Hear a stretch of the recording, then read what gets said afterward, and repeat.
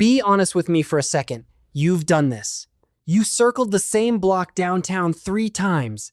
Every meter taken, the meeting starting in 4 minutes, and finally you gave up and pulled into a garage with a sign out front that said $12.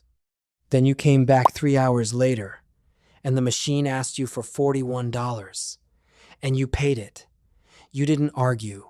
You just tapped your card, muttered something under your breath, and drove home. I did that in Boston in March. $46 for lunch.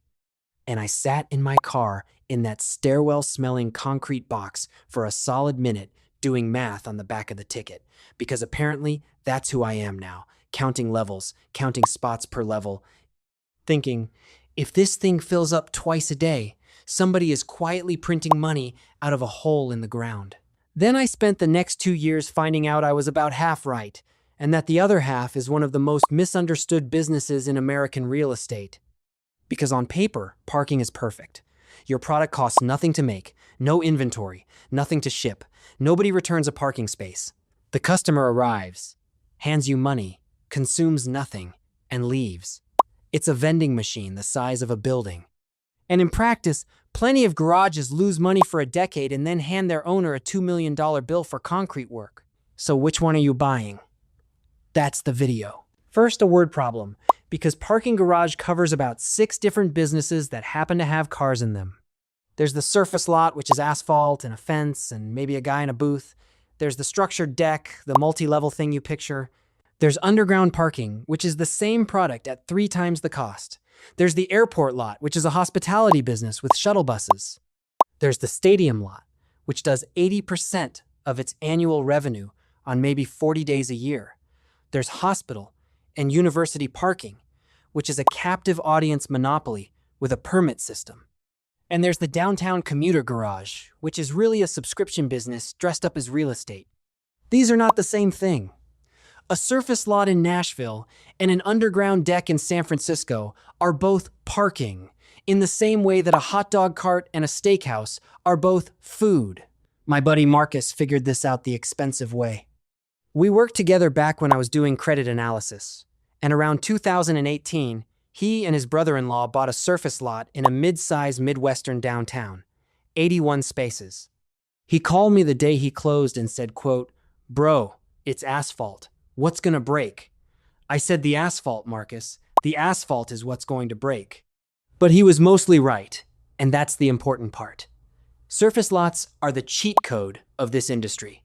Roughly $5,000 to $10,000 a stall to build if you already own the dirt. No elevators, no fire suppression, no structural engineer. Your maintenance is seal coating, restriping, and snow removal. Now compare that to a structured deck. Building a parking structure in the US runs roughly $25,000 to $35,000 per space right now, and coastal markets go well past that. Underground, you're looking at $45,000 to $70,000 a stall, because now you're excavating, shoring, waterproofing, and fighting groundwater. Sit with that, a 500-space garage. Just the structure, not the land. That's $12 to $17 million of concrete before anybody has paid you a dime, and it'll produce, if things go well, maybe $1.5 million a year. Which brings us to the land, and the land is where this business actually lives. Here's the uncomfortable truth. Parking is the least valuable thing you can do with valuable land. Think in dollars per square foot per year. An office tenant might pay you $30, $40, $50 a foot. Retail on a good corner, more. A parking space eats about 300 to 350 square feet once you count the drive aisle. And at $200 a month, that's $2,400 a year. Call it $7 a foot. 7 against 30. That's the whole tension of this industry. In one comparison, parking only makes sense on land that isn't good enough for anything else yet. And that word yet is going to matter a lot in about 10 minutes. Hold on to it.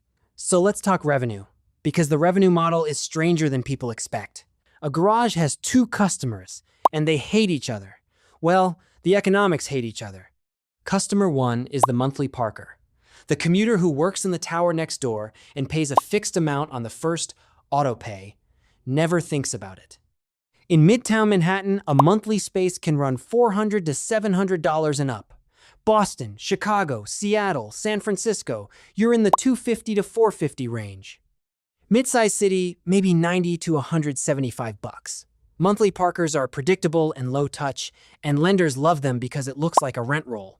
Customer 2 is the transient, the hourly guy. That's you and me and my $46 lunch. Way higher revenue per space per hour, but volatile, weather-dependent, and it evaporates the second there's an easier option. And here's the part that took me embarrassingly long to understand.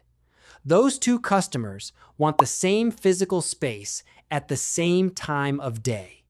Your monthly guy's car sits in a stall from 8 to 6, which is exactly when the hourly customer shows up. Every monthly contract you sell is a stall you can't sell 4 times over at hourly rates. That's the real skill here, not filling the garage. Anyone can fill a garage. You just drop the price. The skill is the mix.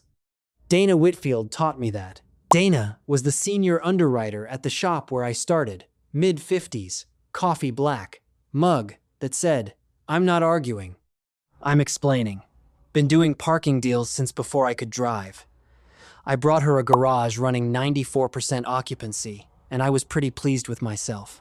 She looked at it for about 8 seconds and said, "This garage is too full." I thought she was messing with me. She wasn't. 94% monthly occupancy usually means the operator has been dumping cheap monthlies to keep the levels looking busy, and they've crowded out every dollar of transient revenue.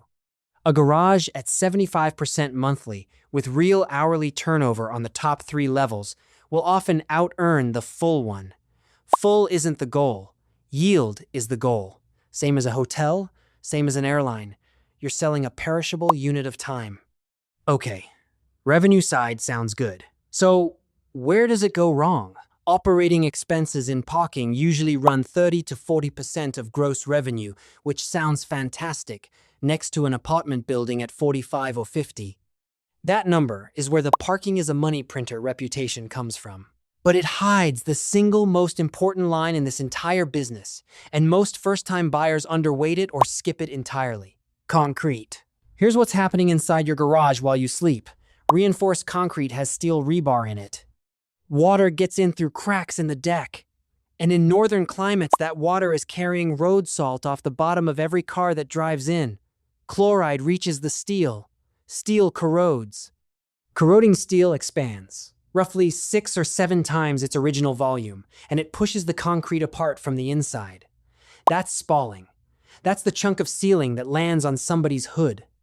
A parking deck is a building with no walls, no roof, and no climate control that gets driven on by 2-ton vehicles, salted all winter and baked all summer. It's the most abused structure in commercial real estate, and somehow the one people assume is maintenance-free because it's just concrete. Restoration on a mid-sized deck, deck repairs, joint replacement, waterproof membrane, post-tension tendon work runs $1 to $3 million, and it doesn't arrive evenly. It arrives in year 14, all at once, with an engineer's report attached and a city inspector standing behind him. Rule of thumb is to reserve $50 to $150 per space per year for capital, and more if you're in a SALT state with a structure over 20. On 500 spaces at $100, that's 50 grand a year you should be setting aside, and probably aren't. Ray Delgado gave me the version that stuck. Ray ran a couple of decks in Philadelphia for about 20 years, forearms like a longshoreman, knew every drain in every building. He told me once, and I've repeated it in probably 40 meetings since, everybody thinks they bought a business, they bought a bridge, and nobody wants to pay for a bridge. Ray also taught me about the other thing, the cash. Parking is historically one of the great cash skimming businesses in America. Small transactions, high volume, minimal documentation, one employee in a booth all night with a roll of tickets. Ray's line was that you never audit the money, you audit the cars. Count the cars going in, count the tickets issued, and if those don't match, you don't have a math problem, you have a personnel problem. Modern systems squeezed most of that out. Plate recognition, gateless entry, computer vision that reads your plate and bills your account with no ticket and no booth. Metropolis buying SP Plus a couple years back was a bet that this whole industry becomes a software product. But that equipment is real money too. An access and revenue control system runs 30 to 100,000 a lane and needs replacing every 7 to 10 years because it's a computer that lives outdoors. Then there's everything else. Property taxes, which in a lot of downtowns are savage because your land gets assessed at commercial value while producing parking level income. Liability insurance, which has gotten a lot more expensive. Lighting, your biggest utility. Elevators, snow, security, striping, and labor. Unless you've gone fully automated, which most haven't. Which raises the question of who runs the thing, because it probably shouldn't be you. Two structures. A management agreement, where you hire an operator, pay them a fee, and keep all the revenue and all the risk. Or a lease, where the operator pays you fixed rent and keeps whatever they make above it. Lease is safer. Lease also caps your upside, and in a rising market, you'll watch your operator out-earn you and feel some type of way about it. This is where I want to tell you about Priya, because Priya's story is the one that keeps me honest. Priya Raman was a client, ex-consultant, did more diligence than most institutional buyers I've worked with. Late 2019, she and two partners bought a garage in a Sunbelt downtown. 340 spaces, attached to two office towers. 88% of revenue was monthly contracts from tenants in those towers. Cap rate looked great. Rent roll looked like a bond. You know exactly where this is going. By the summer of 2020, those towers were empty. And here's the cruel part, the part I still think about. Office leases have terms, 10 years, 5 years, whatever. Parking contracts are month to month. The landlord next door was still collecting rent on paper. Priya was not. She lost about 60% of her monthlies in under a year, with no lease term to hide behind. She survived. Barely. Because she'd kept an unusually large reserve and her partners didn't panic sell into a market with zero buyers. By 2023, she was back to roughly 80% on shorter and more expensive contracts with a much bigger transient mix. Took 3.5 years. The lesson isn't office bad. The lesson is that parking demand is derived demand. Nobody wants to park. Parking is a tax people pay in order to do something else. Your entire revenue depends on a reason to be there that you did not build and do not control. Which is why the risk list is longer than people expect. Ride-hailing, hollowed-out airport, and nightlife parking. Remote work did what it did downtown. And cities have been killing minimum parking requirements, Buffalo first, then Minneapolis, Austin, statewide rules in California near transit. That one cuts both ways. Less new supply gets built, which is great for the garage you already own. But it also tells you the city has decided, at the policy level, that it wants fewer cars downtown. You're buying a monopoly in a market the referee is trying to shrink. So why does institutional money keep buying these things? 2 reasons, and the second one is the real answer. The first is that a well-located garage with a diversified customer base throws off genuinely strong cash flow. Cap rates on parking have generally traded in the 6 to 8 range, tighter for core urban product. That's a real yield on a real asset. The second reason is the one Sophia explained to me over a truly mediocre stake in Chicago. Sophia Marchetti brokers land deals in the Loop, and she's got the deadpan delivery of someone who's watched a lot of people talk themselves into bad decisions. I asked her why a certain fund kept paying up for tired old decks with deferred maintenance. She put her fork down and said, "They're not buying garages, they're buying the block. The garage is just what pays the taxes while they wait. That's it. That's the whole thing." A parking garage on a good urban parcel is a call option on the future of that neighborhood, and the parking income is the premium you collect while you hold it. You own the dirt. No long-term tenants to relocate. Your improvement is a low-value structure you'd happily demolish. There's no other asset class where you can hold a downtown block, run positive cash flow every year, and clear the site with essentially 90 days notice. Try that with an apartment building. You've got leases, tenants, relocation costs, political fights. Try it with an office tower, and now you're buying out 10-year terms. A garage is the most easily deleted building in the city, and that turns out to be a feature. Remember that word, yet? Parking only makes sense on land that isn't good enough for anything else yet. The people who make real money here are the ones who are correct about when yet ends. The extreme version is Chicago, 2008. The city leased its parking meter system for 75 years to an investor group for about $1.15 billion. Chicago needed cash. The investors needed duration. By the early 2020s, roughly a dozen years in, the consortium had made back its entire purchase price, with around 60 years still to run. Every alderman who voted for it has heard about it at every town hall since, but as financial engineering, it's a masterpiece. They bought the right to charge people for the last 200 feet of their trip in a city that wasn't going anywhere, which is really what you're selling. Not a space, proximity, a local monopoly on the final 200 feet of somebody's journey, priced entirely by what sits at the other end of those 200 feet. All right, let's do the honest math, because I promised you numbers and not just philosophy. 300 space deck, decent secondary market, purchase price $11 million, 35% down, and debt service lands around $450,000 a year at current rates. Good year. 180 monthly contracts at $190, that's $410,000. Transient revenue $650,000, because there's a restaurant scene and 2 event venues nearby. $20,000 from a rooftop billboard lease. Gross, about $1.08 million. Operating expenses at 34%, call it $367. Net operating income, roughly $713,000 minus debt service. You're clearing around $260,000 cash on about $3.85 million of equity. High 6% cash on cash, plus appreciation. Good year, bad year. Anchor employer downsizes, you lose 40 monthlies.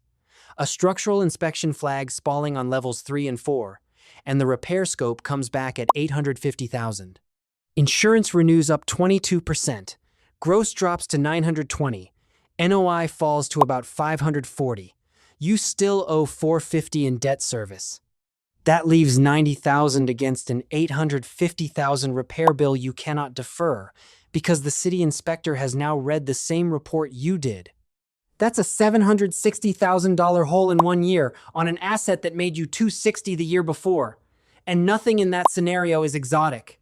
That's a Tuesday. The gap between those 2 years is $1 million. And almost all of it comes down to 2 things: whether the reason people came downtown still exists, and whether the guy who owned it before you funded his reserves. So can a parking garage make you rich? Yeah, it can. I know people it has. Just not the way you pictured it while you were doing math on the back of a ticket, multiplying all those cars by all those hours. It won't be the parking. The parking pays the taxes, covers the debt, keeps the lights on, and buys you time. The land is what makes the money, slowly, over 10 or 15 or 20 years, until the day somebody walks in wanting to build something taller. The people who lose here bought a cash flow statement. The people who win bought a block and were patient enough to let the city catch up to it. If you got something out of this, hit subscribe, because I'm doing self-storage next, and I promise you the numbers on that one are even weirder. And do me a favor in the comments. Tell me the most you have ever paid to park, city and dollar amount. I'll go first. $46, Boston, and I'm still a little bitter about it. Let's see who's got it worse.